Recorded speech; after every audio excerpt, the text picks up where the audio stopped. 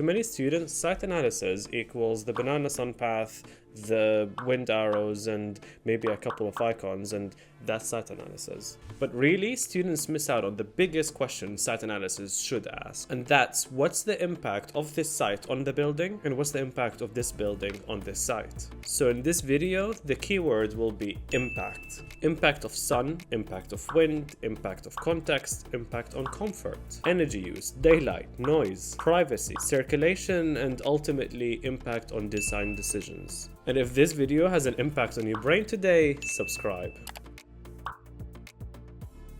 Similar to the last video when we talked about the impact of context on concepts, there's a very similar question for site analysis. If I remove the site analysis from your project, will your final design change? If the answer is not really, then you don't really have a site analysis. So a good site analysis does three main things. 1. It identifies the forces that you cannot change. It translates these forces into design moves, and it communicates these moves clearly. So anyone can look at your drawings and understand why your design looks the way that it does. And that's the mindset. Site analysis is not just display of information, it's a showcase of evidence. And one of the biggest mistakes you can make is treating your site analysis like a shopping list. Here's the sun, here's the wind, here's the noise, here's the transport, here's the vegetation, and then you dump all of this into one messy plan. Please don't do that. Because if everything is highlighted, then nothing is really highlighted. So instead, we need to ask impact questions. And these are usually WH questions.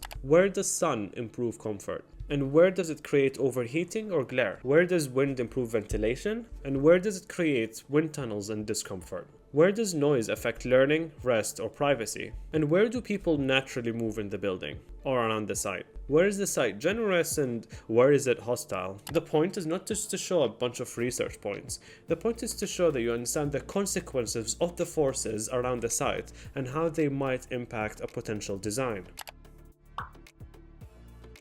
So let's talk the sun, and let's retire this banana diagram that you've all grown to love, because that should not be your final output. So let's ask ourselves a question: why do we even produce this banana diagram? We've been accustomed to just make it as a default for site analysis since forever. But you see, the point is not to show that the sun rises from the east and sits in the west. We all know this, we're designers. And even in a more surface level, we're adults, or trying to be. The impact is, what does this sun do to spaces? We have to study something beyond that. We have to understand the impact of the sun on the space, on the site, on the building. So here are some impact questions you can ask yourself. Which facades get harsh, low-angle sun in the evening or in the morning? Where will glare hit desks, screens, or studios? Where do you want winter sun access, and where do you want summer sun shading? Where do neighboring buildings overshadow your site? Where could outdoor spaces be usable and what times? So you could actually use some actionable communication methods to showcase this analysis. Like number 1, shadow studies at key dates or times. Use these two classic checkpoints, the summer equinox and the winter equinox, both at 9 a.m., midday, and 3 p.m. because that way your reader will instantly understand the seasonal impact. Number 2, sun hours and daily access maps. Even a simple annotated diagram that says, this courtyard has direct winter sun from 11 a.m. to 2 p.m. This is more design useful than a generic path curve, aka the banana. Number 3 is the section-based sunlight exploration. Sun impact is often clearer in sections than on plans. Show the sun angle where it penetrates, where it's blocked, and what that means for your program placement. There's also some really good web tools that can help you with this analysis. SunCalc is a simple sunrise-sunset calculation tool. It can give you directions and angles at any time, great for quick site diagramming. Shadow Map is an interactive sunlight plus shadow simulation that lets you see real impact of surrounding massing. Useful when you want to see the overshadowing impact. Andrew Marsh, SunPath 3D. It's a fast and interactive SunPath tool that also has shadow projection, and you can import your own OBJ file to see the impact of the sun on your specific building and its surroundings. Ideally, the result of a good sun path calculation would conclude in a sentence that is like this. Because this edge is shadowed at X p.m. in winter, we place the Y program here and reserve the sunny edge for Z.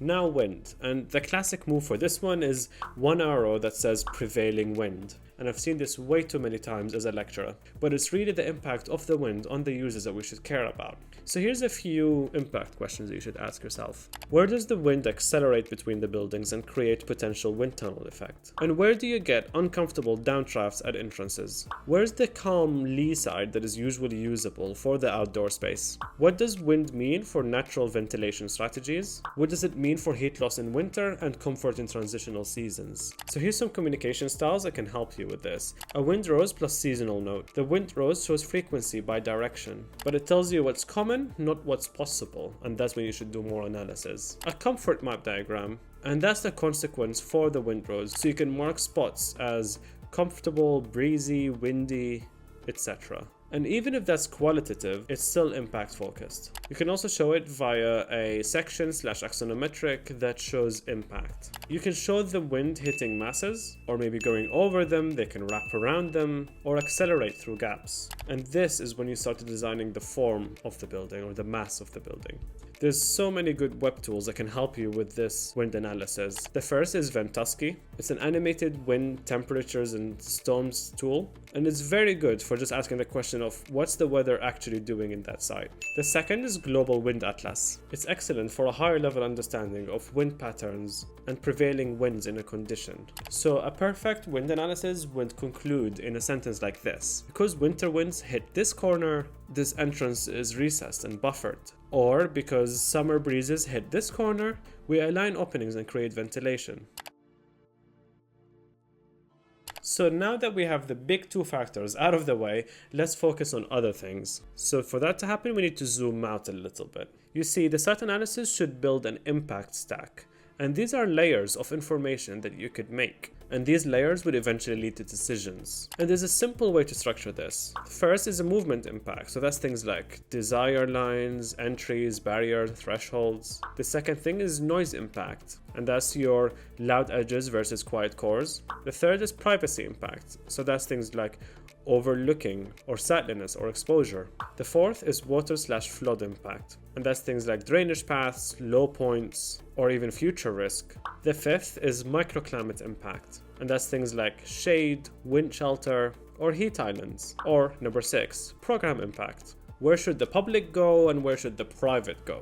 And these are not just one diagram. You can split them into 5 to 8 different diagrams that show one information per diagram. And they each answer a very small so what question. And together, they answer the big so what question. And that makes a good site analysis.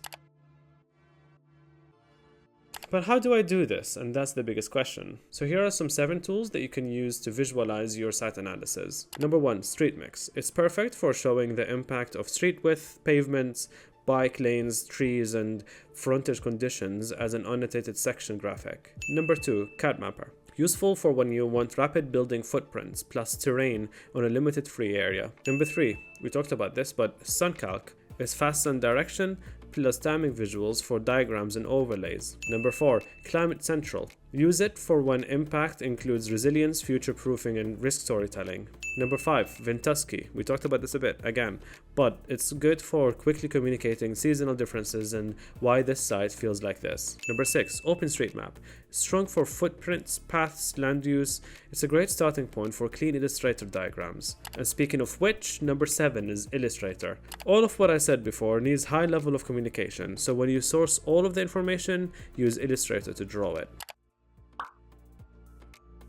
So here's your new standard. If your site analysis is not showing impact, that's not analysis, that's just surface level research. And please, if there's one thing they should take from this video, is to replace the banana with more important things, with impact questions, with evidence diagrams, and clear design move conclusions. And that's really important. You need to end the site analysis with a design decision, because if you don't, you have not done enough. But I'm sure you'll do enough now that you understand that the impact is the biggest keyword here. So if you reached it this far in the video, please drop a like, and if you do that, then I'll see you in the next one.